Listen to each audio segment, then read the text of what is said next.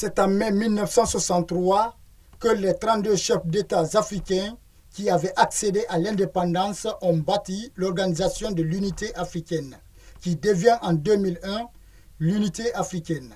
Pour aboutir à cet objectif, la Guinée, le Ghana et le Mali ont joué un rôle de l'avant-garde. Mais plusieurs défis restent à relever, déclare cet historien. Il faut que l'Union africaine passe du stade de l'Union des États à celui des États-Unis.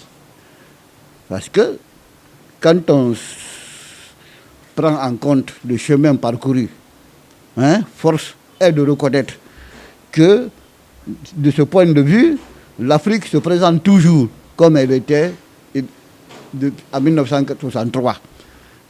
Or, les pères fondateurs, Kwame Nkrumah, Ahmed Sékou Touré, Modibo Keïta, Gamal Abdel Nasser, Félix Houphouët-Boigny, pour ne citer que cela, se sont réunis à Addis Abeba, ont décidé de l'élaboration de cette charte pour que, un jour, on puisse voir les micro-États qui sont éparpillés à travers le continent se fondre en un seul et unique ensemble. Après près de 60 ans depuis sa création, l'institution africaine peine à s'affirmer. Un continent avec une population de 50% des jeunes.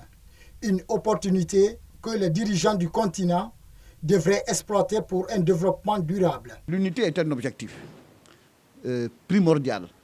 C'est elle seule qui peut favoriser l'émergence en Afrique d'une ère de prospérité et de développement véritable.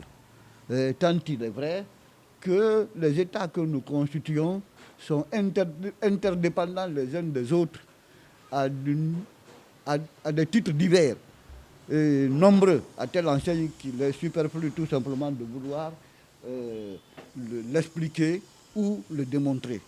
Je suis donc convaincu qu'un jour viendra, même si je ne puisse dire quand ce sera, où des esprits visionnaires,